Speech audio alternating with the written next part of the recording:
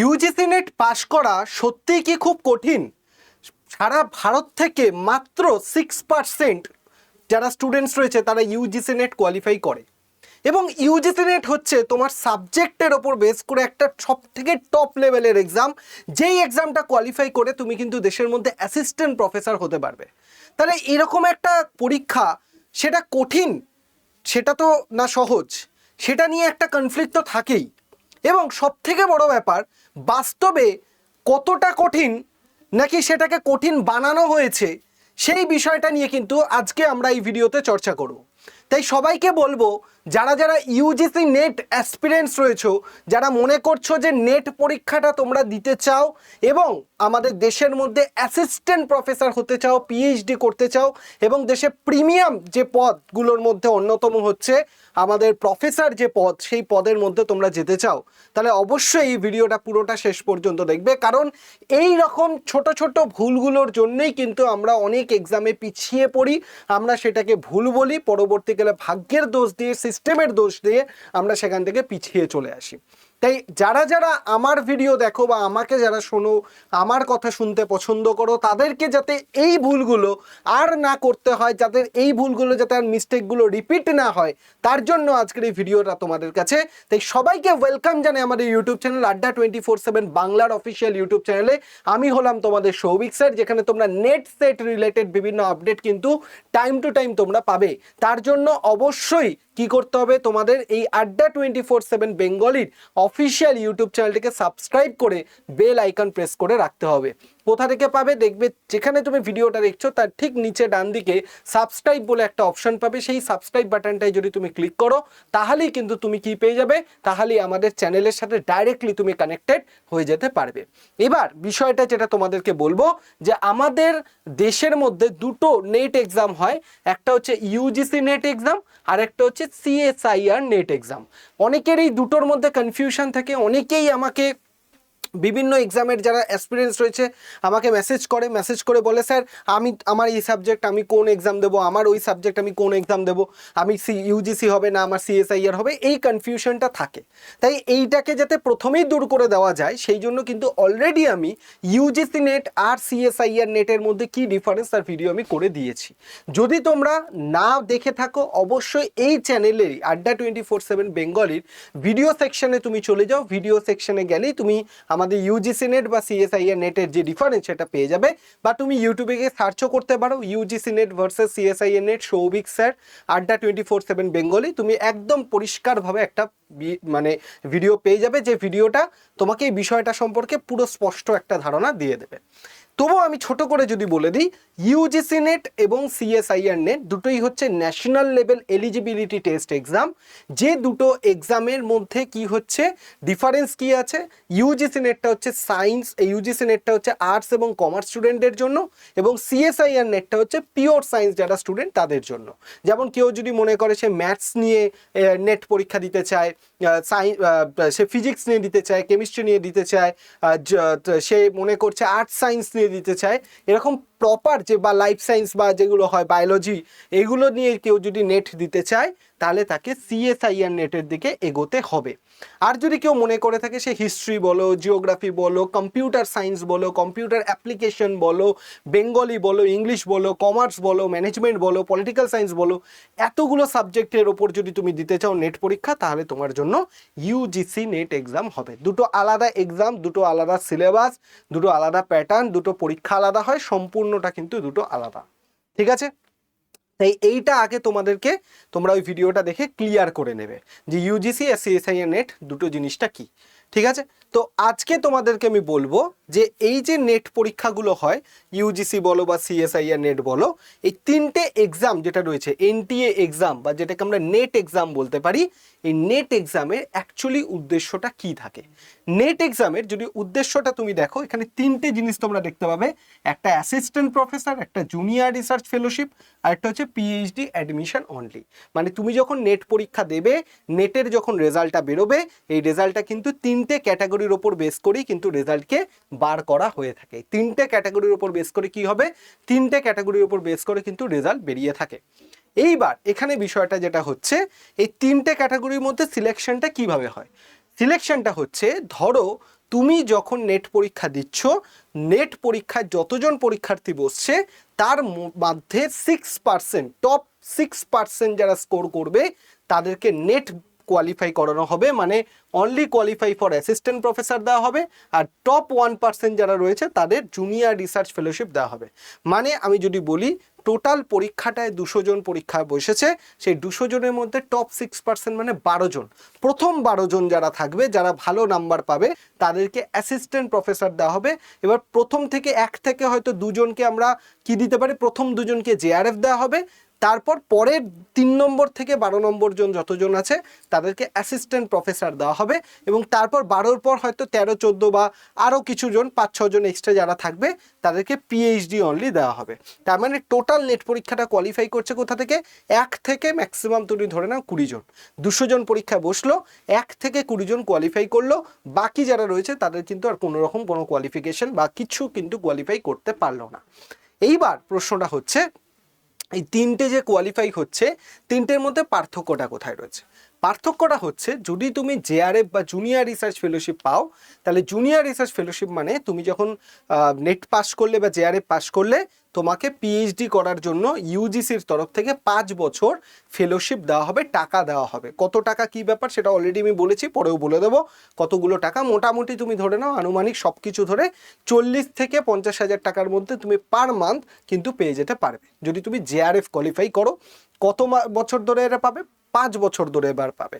এবং তার সাথে সাথে অ্যাসিস্ট্যান্ট প্রফেসরের জন্য যে ইন্টারভিউ হয়, সেই অ্যাসিস্ট্যান্ট প্রফেসরের ইন্টারভিউতেও কিন্তু তুমি ইন্টারভিউ দিতে পারবে, এবং সেটা শুধু একটা রাজ্যের মধ্যে নয়, অল ওভার ইন্ডিয়ার মধ্যে যে কোনো জায়গায় তুমি কিন্তু দিতে পারবে।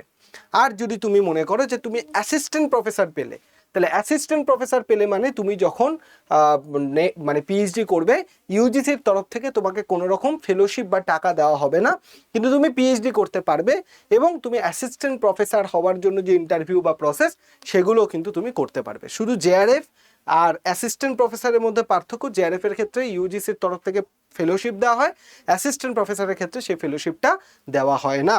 আর পিএইচডি অ্যাডমিশনের ক্ষেত্রে কি বলছে, এইটাই তুমি যদি মনে করো যে শুধুমাত্র তুমি পিএইচডি অনলি ক্লিয়ার করলে, তার মানে কি হচ্ছে তুমি শুধুমাত্র পিএইচডিতে ভর্তি হতে পারবে, সেক্ষেত্রে কোনো ফেলোশিপ তুমি পাচ্ছ না সরকারের তরফ থেকে, এবং তার সাথে সাথে তুমি কি করতে পারছো না, তুমি কিন্তু অ্যাসিস্ট্যান্ট প্রফেসরের ইন্টারভিউও আর দিতে পারবে না। ঠিক আছে, তার জন্য তোমাকে জেআরএফ বা অ্যাসিস্ট্যান্ট প্রফেসরের মধ্যে যে কোনো একটা ক্লিয়ার করতে হবে। আশা করি এই বিষয়টা তোমাদের কাছে পুরোটা ক্লিয়ার হয়ে গেছে, এই নিয়ে আর বিন্দুমাত্র সংশয় নেই। এইবার আরও একটা কথা তোমাদের বলে রাখি, জেআরএফ এর যে টাকাটা সেটা কিন্তু পিএইচডিতে ভর্তি হলে তবেই কিন্তু পাওয়া যায়, তার আগে কিন্তু পাওয়া যায় না।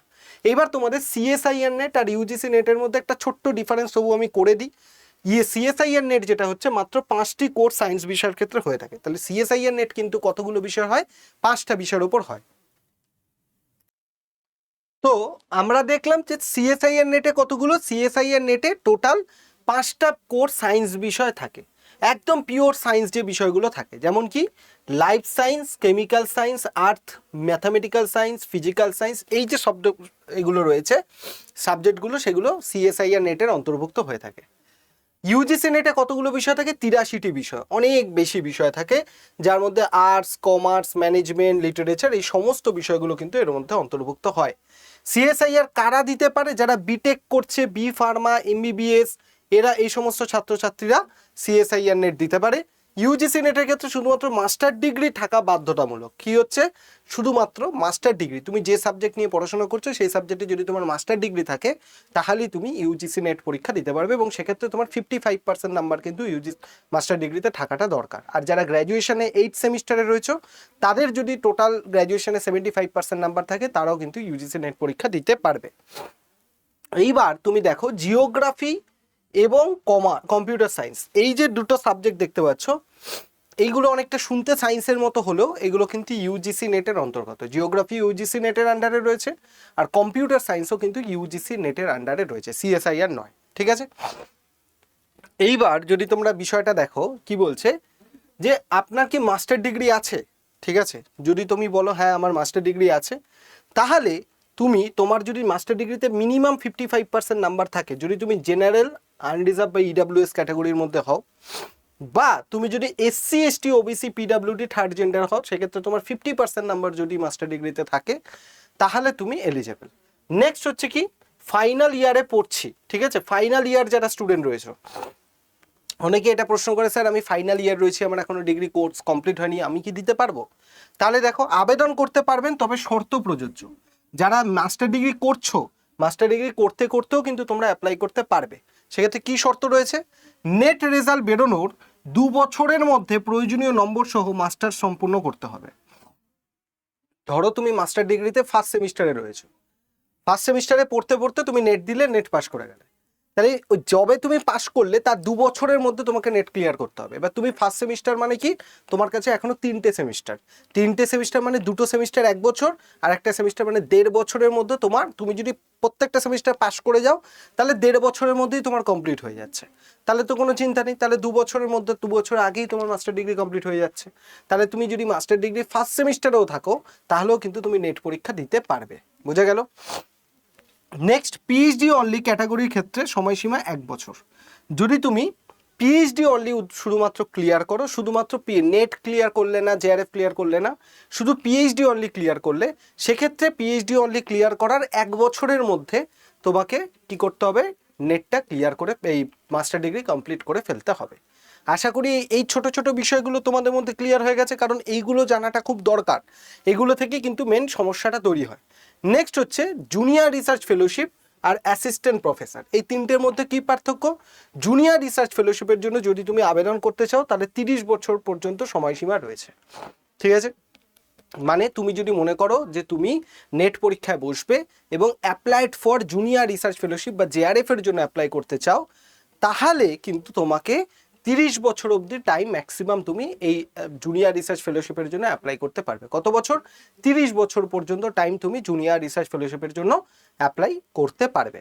এবার এক্ষেত্রেও ব্যাপার রয়েছে, যদি তুমি ধরো জেনারেল ক্যাটাগরি না হয় রিজার্ভ ক্যাটাগরি হও, বা তোমার ধরে নাও তুমি জেনারেল ক্যাটাগরি কিন্তু ফিমেল ক্যান্ডিডেট, সেক্ষেত্রে কিন্তু এই টাইমটা, এজ লিমিটটা কিন্তু বেড়ে যায়।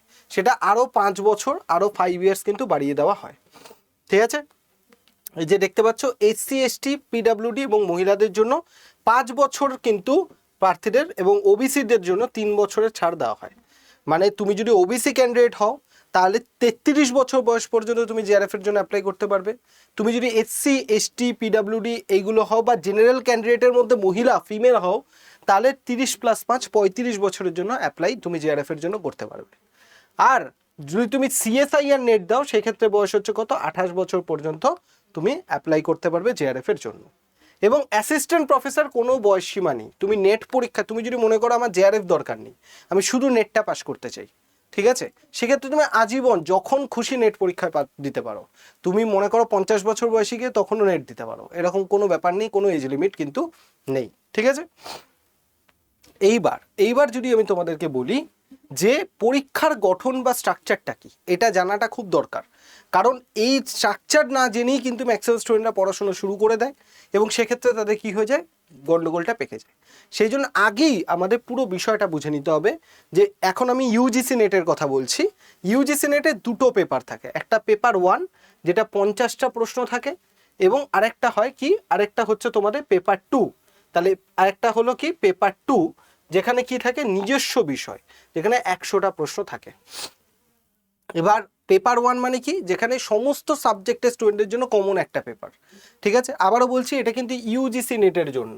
কেউ কিন্তু আবার ভাবো না এটা সিএসআইআর নেটের জন্য, তা কিন্তু নয়, ঠিক আছে? এটা কোন নেটের জন্য? এটা হচ্ছে ইউজিসি নেটের জন্য, ঠিক আছে?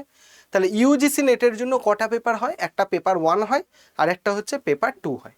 পেপার 1 মানে হচ্ছে যেখানে কতগুলো প্রশ্ন থাকে? 50টা প্রশ্ন থাকে, এবং প্রত্যেকটা সাবজেক্টের জন্য কমন পেপারটা, ঠিক আছে? প্রত্যেকের জন্য সিলেবাস সেম, সব কিছু সেম, এবং প্রত্যেকটা প্রশ্ন যদি 2 নম্বর করে থাকে, 2 নম্বর করে থাকে, তাহলে 50 × 2 টোটাল হলো কত নম্বর? 100 নম্বরের পেপার 1 হলো। এবার পেপার 2 মানে তুমি যে সাবজেক্টে তুমি কি করেছো, যে সাবজেক্টে তুমি মাস্টার ডিগ্রি করেছো, সেই সাবজেক্টে থাকবে তোমার পেপার 2, যেখানে থেকে টোটাল থাকবে 100টা প্রশ্ন, এবং প্রতিটা প্রশ্ন যদি 2 নম্বর করে হয়, তাহলে 100 × 2 200 নম্বর। টোটাল 200 + 100 মানে কত হলো? 300 নম্বরের পরীক্ষা। টোটাল 150টা কোশ্চেন, 2 নম্বর দিয়ে 2 দিয়ে গুণ করো, তাহলে কত হবে? 300 নম্বরের পরীক্ষা তোমরা দেখতে পাবে। এবার যদি নাম্বার ডিভিশনটা দেখো, পেপার 1 তাহলে কত হলো? 50টা কোশ্চেন, 50টা কোশ্চেন থাকছে, এবং তাহলে কি হচ্ছে 30 মিনিট টোটাল। আচ্ছা, এখানে এমসিকিউ থাকছে কোটা অফিসিয়াল এনটি এক্সামিনেশন প্যাটার্ন যেটা আমরা বলি, এখানে একটু গন্ডগোল রয়েছে। যদি তোমরা দেখো যে 50টা কোশ্চেন, নাম্বার অফ কোশ্চেন 50 থাকে, ঠিক আছে। আর পেপার 2 এর মধ্যে যদি থাকে 100টা কোশ্চেন, নাম্বার অফ মার্কস হচ্ছে 100টা, নাম্বার অফ কোশ্চেন হচ্ছে 100টা রয়েছে, ঠিক আছে। তো এই জিনিসটা যদি দেখো, এই জিনিসটা একটু গন্ডগোল রয়েছে, এই জিনিসটাকে তোমরা একটু এলিমিনেট করেই দেখো, এটা আগের বোধহয় প্যাটার্ন। তো এই জিনিসটাকে এখন আমরা দেখবো না। আমরা কি দেখব যে দুটো পেপার হয়, একটা 50 নম্বরের যেখানে 50 × 2 100 নম্বর, আর একটা হচ্ছে 100টা কোশ্চেন থাকে 100 × 2 200 নম্বর। ইউজিসি নেটে কোনো নেগেটিভ মার্কিং নেই, সব প্রশ্নের উত্তর দেওয়ার চেষ্টা করুন। এটা আর 3 ঘন্টা সময়, মাঝখানে কোনো বিরতি কিন্তু নেই, ঠিক আছে, মাঝখানে কোনো বিরতি কিন্তু থাকে না। তাহলে ইউজিসি নেটের ক্ষেত্রে কি বলছে, ইউজিসি নেটের ক্ষেত্রে টোটাল পরীক্ষাটা 3 ঘন্টার হয়। পেপার 1 পেপার 2 এর মাঝখানে কিন্তু কোনো রকম কোনো গ্যাপ থাকে না। তবুও আমি স্টুডেন্টদের বলি পেপার 1 যেহেতু 50টা কোশ্চেন 1 ঘন্টার মধ্যে করে নেওয়ার জন্য, এবং পেপার 2 যেহেতু 100টা প্রশ্ন, নেক্সট 2 ঘন্টা পেপার 2 করার জন্য আমি বলি, ঠিক আছে। তাহলে প্রথম 1 ঘন্টায় পেপার 1 করবে, পরের 2 ঘন্টায় পেপার 2 করবে, ব্রেক কিছু নেই। তুমি চাইলে উল্টোটাও করতে পারো, যেটা আমার মনে হয় যেটা ঠিক সুবিধাজনক আমি সেটা তোমাদের বলি, ঠিক আছে। আর এখানে কিন্তু নেগেটিভ মার্কিং কিছু নেই, তো তুমি কোনো কিছু ছেড়ে আসবে না, সব কিছু করার চেষ্টা করবে, ঠিক আছে। এইবার আমরা যদি সিএসআই এর নেটটাকে আমরা যদি দেখি, তো সিএসআই এর নেটের মধ্যে 3টে পার্ট হয়, পার্ট এ একটা থাকে, পার্ট বি একটা থাকে, এবং পার্ট সি একটা থাকে, ঠিক আছে, 3টে পার্ট থাকে। এবার পার্ট এ এর মধ্যে হচ্ছে যেখানে থাকে জেনারেল অ্যাপটিটিউড, ঠিক আছে। পার্ট এতে থাকে জেনারেল অ্যাপটিটিউড, যেখানে জেনারেল কিছু প্রশ্ন, general ability, logical reasoning, graphical analysis এগুলো থাকে। পার্ট বি মানে হচ্ছে বিষয়ভিত্তিক প্রশ্ন, তুমি যে সাবজেক্টের জন্য অ্যাপ্লাই করছো সেই সাবজেক্টের প্রশ্ন থাকে। এবং পার্ট সি হচ্ছে হায়ার অর্ডার কনসেপ্ট, যেখানে সব থেকে কঠিন অংশ বৈজ্ঞানিক ধারণা প্রয়োগ ও বিশ্লেষণমূলক সমস্যার সমাধান কিন্তু পার্ট সিতে তোমাদের দেওয়া হয়ে থাকে। এবং তুমি যদি দেখো এখানে কিন্তু নেগেটিভ মার্কিং থাকে, 0.5 থেকে 1.32 পর্যন্ত নাম্বার কিন্তু নেগেটিভ হয়। এটাই ইউজিসি নেট আর সিএসআই এর মধ্যে পার্থক্য। ইউজিসি নেটে দুটো পার্ট বললাম, পেপার 1 পেপার 2, এখানে 3টে part, part 1 part 2 part 3, part A B C. এখানে বি পার্টে হচ্ছে তোমার সাবজেক্ট পেপার, পার্ট এতে হচ্ছে কিছু জেনারেল অ্যাপটিটিউড, আর পার্ট সি মানে হচ্ছে যেটা higher order based concept based question থাকে, সেটা হচ্ছে পার্ট সির মধ্যে থাকে। এবং এখানে কিন্তু নেগেটিভ মার্কিং আমরা দেখতে পাই, যেটা কিন্তু আমরা কোনোভাবেই ইউজিসি নেটে নেগেটিভ মার্কিং দেখতে পাই না, ঠিক আছে। তাই সিএসআই এর নেট স্টুডেন্টরা বলবো প্রশ্ন কিন্তু যা ইচ্ছাটাই মার্ক করে দিয়ে চলে আসবে না, এখানে কিন্তু সিএসআই এর নেটে নেগেটিভ মার্কিং তোমরা পেয়ে যাবে। নেক্সট এবার যদি তোমরা দেখো যে অনেকেই মনে করে 6% নির্বাচন মানে পরীক্ষা সহজ, এটি সম্পূর্ণ ভুল ধারণা, ঠিক আছে। মানে অনেকেই মনে করছে যে 6% আমি তো সিলেকশন রেট অনেক সহজ একটা ব্যাপার, এটা একেবারেই ভুল কনসেপ্ট, ঠিক আছে। নেক্সট হচ্ছে জিআরএফ এর আসল লড়াই, যারা নেট পাস করেন তারা সবাই জিআরএফ এর জন্য লড়েন, ঠিক আছে, কিন্তু মাত্র শীর্ষ 0.5% বা 1% ছাত্রী জিআরএফ পায়। এরকম প্রচুর অ্যাসপিরেন্টস রয়েছে বা ছাত্রছাত্রী রয়েছে যারা নেট হয়তো পাস করে যাচ্ছে বারবার, কিন্তু জিআরএফ হয়তো ক্লিয়ার করতে পারছে না। তার মানে তুমি একটা জিনিস ভাবো, তুমি যদি একজন ফ্রেশার হও, তাহলে তুমি ধরো কম্পিট করতে যখন যাবে, হয়তো এরকম অনেক এক্সপিরিয়েন্স হয়েছে যারা বারবার নেট কোয়ালিফাই করে গেছে, তারপরেও তারা জিআরএফ এর জন্য অ্যাপ্লাই করছে। আবার তুমি হয়তো তোমার নেটও নেই, জিআরএফও নেই, তুমি অ্যাপ্লাই করছো, তুমিও পরীক্ষা দিচ্ছ। তার মানে তুমি ভাবো তোমাকে তোমার লড়াইটা কতটা কঠিন, ঠিক আছে। এবং সবথেকে ব্যাপার, শুধুমাত্র সাধারণ প্রস্তুতি নিয়ে এই তীব্র প্রতিযোগিতা পার হওয়া অসম্ভব, প্রয়োজন নিখুঁত স্ট্র্যাটেজি। খুব গুরুত্বপূর্ণ একটা কথা, তুমি যদি সঠিক স্ট্র্যাটেজি সঠিকভাবে না এগাও, তুমি যতবারই পরীক্ষা খালি দিতেই থাকবে, তুমি কিন্তু সিলেক্ট হতে পারবে না। কেন? তার কারণ তোমাকে এখানে বুঝতে হবে যে এখানে প্রথম কথা বয়সের কোনো সীমারেখা নেই, যে কেউ পরীক্ষা দিতে পারে, 1 নম্বর। দ্বিতীয়ত কথা হচ্ছে যারা বারবার নেট ক্লিয়ার করছে তারাও হয়তো পরীক্ষা দিচ্ছে, এবার যে নেট ক্লিয়ার করেছে তার নলেজটা ফ্রেশারের থেকে একটু হলেও বেশি। এবার তুমি যখন একজন ফ্রেশার হয়ে বসছো, তো তখন কি হচ্ছে, তোমাকে তার সাথেও লড়তে হচ্ছে, প্লাস আবার জিআরএফ এর জন্যও লড়তে হচ্ছে। তাই তুমি যদি স্ট্র্যাটেজিক্যালি ফান্ডামেন্টালভাবে ঠিক মতো প্রিপারেশন না করো, তাহলে কিন্তু তোমাকে বারবার ফেলিওরই সম্মুখীন হতে হবে, ঠিক আছে। তাই তোমাকে আমি বলবো যে সব সময় একটা প্রপার স্ট্র্যাটেজি নিয়ে পড়াশোনা করবে। এবার বলছে কঠোর পরিশ্রমী ছাত্ররাও কেন ব্যর্থ হয়। এরকম অনেক জায়গায় দেখা যায় যারা সারাক্ষণ পড়ছে, লেগে রয়েছে, মক টেস্ট দিচ্ছে, সব কিছু করছে, তা সত্ত্বেও কিন্তু ফেলিওর হচ্ছে। কেন হচ্ছে? তার কারণ হচ্ছে দীর্ঘ নোট লেখা, সাল ও তারিখ মুখস্থ করা, একদম খুব গুরুত্বপূর্ণ ব্যাপার। অনেকে, আমি এই জন্য আমার ক্লাসে বলি যে সবাইকে যখন আমি পড়াই, যে ওই বড় বড় নোট কেউ কপি করতে যেও না, আমি যেগুলো পড়াচ্ছি। এবং অনেকে এটা মনে করে যে আমি আমার ক্লাস দিয়ে অন্তত বলতে পারি যে আমি যেটা পড়াচ্ছি আমি তোমাদের সেটাই দিই। কেন করি সেটা? তার কারণ আমি যেটা তোমায় পড়াচ্ছি, আমার পিপিটি মানে ওরকম নয় যে দু এক কথা লেখা রয়েছে, দুটো লেখা, দুটো ছবি দিয়ে দিলাম, পিপিটি বানিয়ে সেটাই তোমায় প্রোভাইড করলাম, আবার আলাদা করে তোমাকে বই দিচ্ছি, তা নয়। আমি যদি তোমাকে আবার একটা বই ধরিয়ে দিই যে বইয়ের মধ্যে বড় বড় করে সব লেখা রয়েছে, সেখান থেকে তোমাকে আবার যদি নোট বানাতে হয়, তাহলে তুমি ব্যাচে অ্যাডমিশন নিয়ে তোমার লাভটা কী হচ্ছে?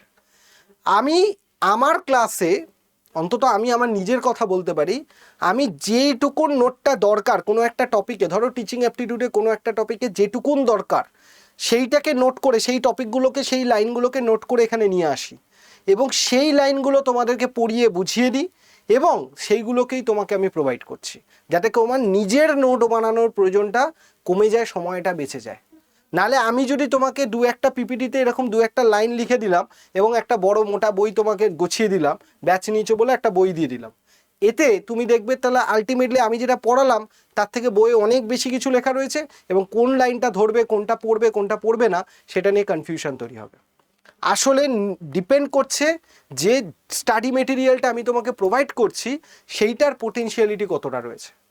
এখানে একটা বই দেওয়া কি দেওয়া নয় সেটা কিন্তু বড় ম্যাটার নয়। বড় ম্যাটারটা হচ্ছে কি, যে আমি যেটা তোমায় প্রোভাইড করছি সেইটা যেন তোমার জন্য সাফিসিয়েন্ট হয়, তোমার জন্য আর বাজার থেকে একটা এক্সট্রা কোনো বইও কিনতে না হয়, এক্সট্রা করে কোনো জায়গা থেকে নোটও না বানাতে হয়। আমি যেটুকুন দেবো সেইটুকুনই এনাফ। এত বড় কনফিডেন্স সহকারে আমি তোমাদেরকে কথাটা বলে দিলাম, ঠিক আছে? এবার বিশ্ববিদ্যালয় পরীক্ষায় ভালো ফল কিন্তু নেটে ব্যর্থতা, এটাও কিন্তু বহুবার দেখা যায় যে অনেকে ইউনিভার্সিটিতে ভালো রেজাল্ট করছে, টপার হচ্ছে, তবুও নেট পাস করতে পারছে না, এরকমও কিন্তু দেখা যায়। তার কারণ হচ্ছে কি, অনেকে আমরা দেখি পরীক্ষা এখন শুধু মুখস্থ বিদ্যার ওপর নির্ভরশীল নয়। পরীক্ষা আমরা যদি দেখি যে ইউনিভার্সিটির পরীক্ষা বড় কোশ্চেন আসে, মুখস্থ করে চলে যায়, লিখে দিয়ে চলে আসে, কিন্তু এটা কিন্তু এখন আর শুধু মুখস্থর ওপর নয়, এটা হচ্ছে এখন কনসেপচুয়াল। কনসেপ্ট যদি তুমি বিল্ড না করতে পারো তুমি কিন্তু নেট পাস করতে পারবে না। তার সাথে এনটি এখন অ্যানালিটিক্যাল, অ্যাসারশন রিজনিং এবং মাল্টিপল স্টেটমেন্ট টাইপের প্রশ্ন কিন্তু করে থাকে। এবার এই রকম ধরনের প্রশ্নের উত্তর তোমাকে যদি করতে হয়, অবশ্যই করে তোমাকে কিন্তু বুঝে পড়তে হবে। যেমন এখানে বলছে প্যারিস চুক্তি কবে হয়েছিল, এমন প্রশ্ন আসবে না, বরং জানতে চাওয়া হবে চুক্তির লক্ষ্যগুলো নিয়ে দেওয়া বিবৃতিগুলোর মধ্যে কোনটা সঠিক। একদম ঠিক কথা। এখন আর ওরকম দেয় না, এখন যদি তোমাকে দেয়ও সাল কিরকম দেবে, প্যারিস এগ্রিমেন্ট, কিয়োটো প্রোটোকল, অনেকগুলো এগ্রিমেন্ট দিয়ে দিল, দিয়ে বললে এগুলোকে সাজাও অ্যাসেন্ডিং ডিসেন্ডিং, এরকম দিতে পারে। আর না হলে প্যারিস এগ্রিমেন্টে কি বলা হয়েছিল সেই স্টেটমেন্টগুলো তোমায় দিয়ে দিল, বলবে A and B, B and C, C and D, D and E, এর থেকে কোনটা ঠিক সেটাকে আইডেন্টিফাই করো। তো এই পরীক্ষাটা নিয়ে আমি অন্তত 6 থেকে 7 বছর এই পরীক্ষাটা নিয়ে শুধুমাত্র আমি লেগে রয়েছি এবং আমার থেকে স্টুডেন্টরা পড়ে বেরোচ্ছে, পাস করছে, কোয়ালিফাই করছে। একটু খোঁজ খবর নাও, ইউটিউবে ঘাঁটো, আমার নাম দিয়ে নেট লিখে সার্চ করো, তুমি অনেক কিছু ডেটা পাবে, ঠিক আছে? তো আমি জানি যে প্যাটার্নটা ঠিক কীভাবে চেঞ্জ হচ্ছে। আমি 2017, 18, 19 থেকে শুরু করে বর্তমানে 2026 পর্যন্ত পুরো প্যাটার্ন আমি দেখেছি কীভাবে চেঞ্জ হচ্ছে, পরীক্ষার ধরন কীভাবে চেঞ্জ হচ্ছে। তাই তোমার পড়ার সিস্টেমটাকেও পাল্টাতে হবে। তুমি যদি এখন 17-18 সালের পড়াশোনার ধরন দিয়ে এখন আসতে যাও, তার বলে কিন্তু সেটা সম্ভব হবে না, ঠিক আছে? এইবার মেন ব্যাপারটা যেটা দেখে নাও, যে কোয়ালিটি ওভার কোয়ান্টিটি। মানে আমাদের কোয়ান্টিটির ওপর জোর দিলে চলবে না, যে বেশি করে পড়বো, বেশি করে সব শেষ করব, সব পড়ে ফেলবো, সব জেনে ফেলবো, এইটা করলে চলবে না। যেটুকুন পড়বো সেইটাকে আমাকে কি করতে হবে, বুঝে পড়তে হবে। সেটাকে আমাকে মাথায় বসাতে হবে। এইটা হচ্ছে সব থেকে বেশি ইম্পর্টেন্ট একটা জিনিস। এছাড়া 15 থেকে 18 ঘন্টা পড়ার চেষ্টা করলে আপনি হয়তো পৃষ্ঠার পর পৃষ্ঠা শেষ করবেন, কিন্তু কনসেপ্ট কিছুই মাথায় ঢুকবে না। খুব গুরুত্বপূর্ণ। অনেকে কি করে, বই নিয়ে নেয়, বাজার চলতি বই নিয়ে নেয়, বিভিন্ন কোচিং থেকে বই কিনে নেয় এবং বই কিনে পাতার পর পাতা শুধু বই উল্টাচ্ছে, পাতার পর পাতা বই উল্টাচ্ছে। কিন্তু সেই বইয়ের মধ্যে কোন লাইনগুলো আলটিমেটলি ইম্পর্টেন্ট সেইগুলোকে আলাদা করে তুলে নিয়ে শর্ট নোট বানিয়ে সেইগুলোকে রিভাইজ করা, এই টেকনিকটা কেউ তোমায় বলবে না। কারণ এটাই হচ্ছে আসল সাকসেসের মন্ত্র। বইয়ের মধ্যে এরকম অনেক লাইন লেখা থাকে যেগুলো থেকে পরীক্ষায় ইম্পর্টেন্টই নয়, কোশ্চেন আসবেই না। আবার এমন অনেক লাইন আছে যেগুলো থেকে পরীক্ষায় কোশ্চেন আসবেই। এবার কোনটা ইম্পর্টেন্ট না সেটার জন্য লাগবে প্রিভিয়াস ইয়ারের কোশ্চেন পেপার। আর সেইটাই এমন একজন গাইডকে প্রয়োজন যে কিনা তোমাকে প্রিভিয়াস ইয়ার কোশ্চেন থেকে তোমাকে কি করবে, লাইনগুলোকে তুলে বলে দেবে যে এই লাইনগুলো ইম্পর্টেন্ট। সেটাই দরকার একজন গাইডের। তুমি নিজেও করতে পারো, আমি বলবো না যে তুমি পারবে না, হ্যাঁ সেটা সময় লাগবে। তুমি যেটা একদম ফ্রেশার হও, তুমি কিচ্ছু ধারণা নেই, তুমি কোন প্রিভিয়াসের থেকে বুঝবে কি করে যে এই প্রশ্নটা কোন টপিক থেকে দিয়েছে? তোমার নিজের সাবজেক্ট নয় বুঝলে, কিন্তু পেপার ওয়ানটা কি করবে সেটা তো তোমাকে, ধরো টিচিং অ্যাপটিটিউডে একটা প্রশ্ন, ওটা টিচিংয়ের প্রশ্ন না রিসার্চের প্রশ্ন না কমিউনিকেশন, তুমি বুঝবে কি করে? এখন তো আবার মিলিয়ে দেয়, টিচিং কমিউনিকেশন রিসার্চ মিলিয়ে মিলিয়ে কোশ্চেন করে। তো সেই জন্য উচিত কি হচ্ছে, একটা প্রপার 100% মনোযোগ সহকারে 6 ঘন্টা স্ট্র্যাটেজিক্যালি পড়া। তুমি 12 ঘন্টা পড়বে 14 ঘন্টা পড়বে এটা কখনো সম্ভব নয়।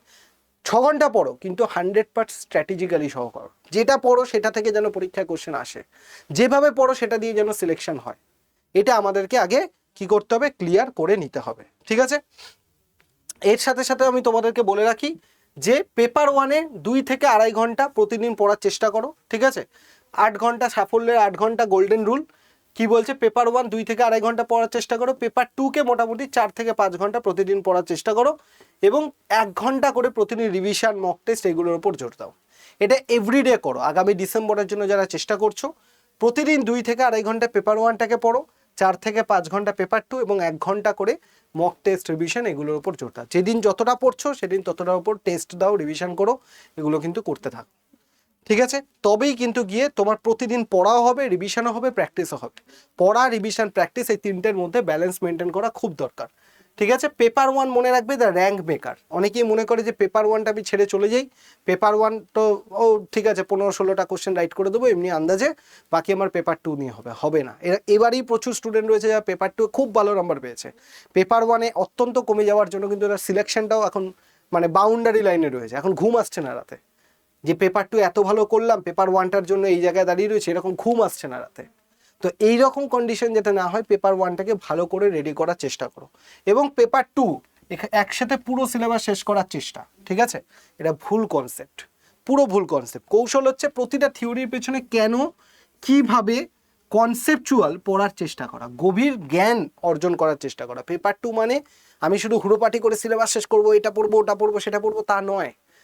যেটুকুন পড়ছি সেটুকুনকে আগে কনসেপচুয়ালি পড়ার চেষ্টা করা, সেখান থেকে ফান্ডামেন্টাল বেসটাকে তৈরি করা, প্রিভিয়াস ইয়ারের কোশ্চেন পেপার দেখা, সেই টপিক থেকে কি কোশ্চেন আসছে। সিলেবাসে এরকম অনেক টপিক রয়েছে যেগুলো থেকে প্রিভিয়াস ইয়ারের কোশ্চেন পেপার হয়তো খুব একটা কোশ্চেন আসে না। এবার অনেক এরকম টপিক রয়েছে যেগুলো থেকে প্রচুর কোশ্চেন আসে। এবার তুমি সেগুলো না দেখে তুমি শুধু পড়ে চলেছো, তাহলেও কিন্তু তোমার সিলেকশন হবে না। স্মার্ট ওয়ে, স্ট্র্যাটেজিক্যালি কিন্তু তোমাকে পড়াশোনা করতে হবে। ঠিক আছে, তাহলে সাফল্যের গোল্ডেন রুলটা আমরা যদি তাহলে বলি, কি কি 4টে মূল স্তম্ভ। সিলেবাসকে অবশ্যই অ্যানালিসিস করো, প্রিভিয়াস ইয়ারের কোশ্চেন পেপারের সাথে সিলেবাসকে দেখার চেষ্টা করো, মক টেস্ট দাও এবং ডেইলি রিভিশন করো। এই 4টে পিলার যে ঠিকঠাক মতো ব্যালেন্স মেনটেন করতে পারবে, তার সিলেকশন কেউ আটকাতে পারবে না। অনেকে কি করে, অনেকে সিলেবাস পড়ে কিন্তু প্রিভিয়াস ইয়ার কোশ্চেন পেপারের সাথে মিলিয়ে পড়ে না, দেখে না, বা মক টেস্ট দেয় না, বা রিভিশন করে না, পরীক্ষার হলে গিয়ে ভুলে যায়, তো তার পক্ষে সিলেক্টেড হওয়া সম্ভব নয়। এই 4টের মধ্যে ফান্ডামেন্টাল বেস যে বসাতে পারবে সেমভাবে 4টের মধ্যে, তবেই গিয়ে তার কিন্তু সিলেকশন হবে। ঠিক আছে, এবং আরও একটা কথা বলে রাখি, আমাদের ফাইনাল টার্গেট যেটা হচ্ছে কি, ফাইনাল টার্গেট হচ্ছে নেট পাস করা, এবং নেট পাস করে কি করা, গবেষণা করা। পিএসইউতে জব কেউ করতে চাইলে করতে পারো, কেউ যদি মনে করো প্রফেসর হব, প্রফেসরের দিকে এগোতে পারো। তো এই যে প্রেস্টিজিয়াস যে জব, এই যে সমাজের একটা প্রিমিয়াম লেভেলের জায়গায় পৌঁছে যাওয়া প্রফেসর, তার জন্য কিন্তু ভাই এইটুকুন পড়াশোনা তোমাকে করতেই হবে, এইটুকুন এফোর্ট তোমায় দিতেই হবে। এবং দেশের মধ্যে যে টপ এক্সাম নেট নেট কিন্তু দেশের মধ্যে একটা অন্যতম সেরা টপ লেভেলের এক্সাম। সেই এক্সামে যদি তুমি ক্লিয়ার করতে পারো, তবেই কিন্তু এই স্বপ্ন তোমার পূরণ হবে। তাই বারবার তোমাদের বলছি, স্ট্র্যাটেজিক্যালি পড়ার চেষ্টা করো, ফান্ডামেন্টালি পড়ার চেষ্টা করো। এবার আমি বলি, আমি কি তোমাদেরকে প্রোভাইড করি, আমি যে কথাগুলো এতক্ষণ বললাম একটাও ভুল কথা নয়, সেটুকু নিশ্চয়ই তোমরা কেউ একটা বিন্দু মাত্র কোনো জায়গায় বলতে পারবে না স্যার এই জায়গাটা আপনি গল্প কথা বলছেন, তা কিন্তু নয়। আমি কি বলেছিলাম তোমাদের, আমি বলেছিলাম তোমাদের সিলেবাস, আমি তোমাদের কি বলেছিলাম সিলেবাস, আমি তোমাদের কি বলেছি প্রিভিয়াস ইয়ারের কোশ্চেন পেপার, আমি তোমাদের কি বলেছি, আমি তোমাদের বলেছি মক টেস্ট, আমি তোমাদেরকে কি বলেছি, আমি তোমাদের বলেছি হচ্ছে মক টেস্ট বলেছি, প্রিভিয়াস ইয়ার কোশ্চেন বলেছি, রিভিশন বলেছি, রিভিশন। ঠিক আছে, রিভিশন। ঠিক আছে, আমি তোমাকে কি বলেছি, proper PDF notes, proper PDF notes. এই সমস্ত কিছু, এই যে আমি যে তোমাদেরকে বললাম, যা যা জিনিসগুলো বললাম, সিলেবাস, প্রিভিয়াস ইয়ারের কোশ্চেন, ঠিক আছে, সিলেবাস, প্রিভিয়াস ইয়ারের কোশ্চেন থেকে শুরু করে মক টেস্ট থেকে শুরু করে যা যা বললাম, এই যা যা বললাম আমি প্রত্যেকটা জিনিস, এই প্রত্যেকটা জিনিস কিন্তু তুমি আমার ব্যাচের মধ্যে পাবে। বোথ পেপার ওয়ানেও পাবে, শুধু পেপার ওয়ানের ব্যাচেও পাবে, পেপার ওয়ান প্লাস জিওগ্রাফি যদি কারোর থাকে সেটাতেও কিন্তু তোমরা সেম জিনিস কিন্তু পেয়ে যাবে। আমি এমনভাবে তোমাদের পড়াই, প্রিভিয়াস ইয়ার কোশ্চেনের সাথে সিলেবাসকে অ্যাডজাস্ট করে পড়াই, এবং সেখান থেকে তোমাদের শর্ট নোট আমি প্রোভাইড করে দিই পিডিএফ এর মধ্যে দিয়ে, যেটা তোমার রিভিশন করতে হেল্প করে। তার সাথে প্রচুর পরিমাণে আমাদের এখানে মক টেস্ট রয়েছে, প্রিভিয়াস ইয়ার কোশ্চেন রয়েছে, সেগুলো দেখে তোমরা কিন্তু প্র্যাকটিস করতে পারবে। এবং এছাড়াও এক্সট্রা তোমাদের ফ্রি দেওয়া হয়েছে কি ইবুক, আমি ইবুক একটা তোমাদের ফ্রি দিয়েছি, এগুলো আমার ব্যাচের মধ্যে ছিল, এটা এক্সট্রা করে তোমাদেরকে ফ্রি দিয়েছি ইবুক, যেটা তোমাদের ব্যাচে আমি এক্সট্রা করে ফ্রি দিয়েছি, যেখানে প্রচুর হাজারের উপরে কোশ্চেন আছে। তোমরা এরপরও সেই দেখে কোনোদিন কোশ্চেনের অভাব হবে না, মানে এরকম নয় যে পড়ালাম পিডিএফ দিলাম শেষ, প্র্যাকটিসের দায়িত্ব আমাদের। এবং লাস্ট যারা ব্যাচ নিয়েছে তাদেরকে একটা স্মার্ট স্টাডি ব্যাচ ফ্রি দেওয়া হয়েছে, যেখানে শেখানো হচ্ছে যে কিভাবে তোমরা পড়তে পারবে, সেই পড়াগুলো মনে রাখতে পারবে। তো আমার মনে হয় না বাংলায় বা বাংলার বাইরেও এরকম এত কিছু নেটের জন্য তোমাকে কেউ প্রোভাইড করবে বলে, এটা আমার ব্যক্তিগত ওপিনিয়ন। কারণ আমি নিজে যখন পড়াশোনা করেছি এরকম আমি কোথাও পাইনি, যদি পেতাম আরও আগে হয়তো অনেক কিছু ক্লিয়ার করে দিতাম। ঠিক আছে, তো বলবো ভরসা করে, ট্রাস্ট করে তুমি চোখ বন্ধ করে ব্যাচে অ্যাডমিশন নিতে পারো। তোমার কোনো কিছু নিয়ে ভাবতে হবে না, চিন্তা করতে হবে না, এ কি বলছে ও কি বলছে এইসব নিয়ে তোমাকে মাথাই ঘামাতে হবে না। তুমি এটুকুন মনে রাখবে যে তোমায় বলছে সে নিজে ক্লিয়ার করে তবে তোমায় কথাগুলো বলছে, এবং এই কথাগুলো তুমি যখন নিজেও সিলেক্ট হবে বুঝতে পারবে আমি একটাও তোমাকে অতিরিক্ত বাড়িয়ে কথা বলিনি। ঠিক আছে, এবং সব থেকে গুরুত্বপূর্ণ যেটা বলবো যে এই পেপার ওয়ান ব্যাচটা তারা নিতে পারো যাদের সাবজেক্ট জিওগ্রাফি নয়, আর পেপার ওয়ান প্লাস জিওগ্রাফির ব্যাচটা তাদের জন্য বলবো, যাদের জিওগ্রাফি প্লাস পেপার ওয়ান তো আছেই, তাদের জন্য এই ব্যাচটা আমি বলবো। ঠিক আছে, তো এই ব্যাচ সংক্রান্ত অ্যাডমিশনের জন্য এই যে নাম্বারটা তোমরা দেখতে পাচ্ছ 8130209247, এই নাম্বারে ফোন করে ওয়ান প্রেস করবে, ওয়ান। আর যদি তোমার ব্যাচ না হয়ে থাকে, ক্লাস রিলেটেড কোনো সমস্যা হচ্ছে, তাহলে এই নাম্বারে ফোন করে টু প্রেস করবে। ঠিক আছে, যদি অ্যাডমিশন নিতে চাও ওয়ান প্রেস, আর যদি প্রবলেম হয় কোনো রকম, তখন ক্লাস নিয়ে ফেলেছো দেখতে পাচ্ছ না বা কোনো সমস্যা, টু প্রেস করবে, সমস্ত কিছু সলভ করে দেওয়া হবে।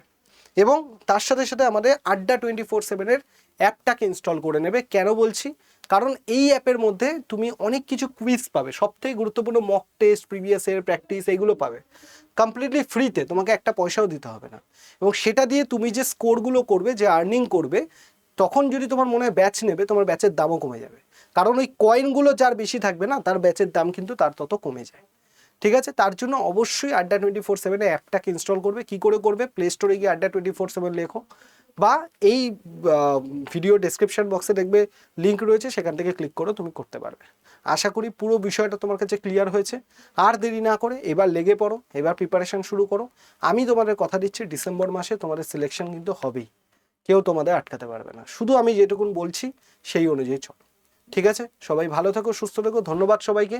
যদি কোনো বক্তব্য থাকে ভিডিওর কমেন্ট সেকশনে জানাবে, আর ভিডিওটা অবশ্যই একটা লাইক করে দিও, কারণ আমি চেষ্টা করি তোমাদের এই ছোট ছোট ভুলগুলো কমিয়ে তোমাদের যেটা সিলেকশন রেটটাকে আমি বাড়াতে পারি, এটাই আমার স্বপ্ন, এবং অ্যাসিস্ট্যান্ট প্রফেসর তৈরি করাই তোমাদের, এটাই আমার লক্ষ্য।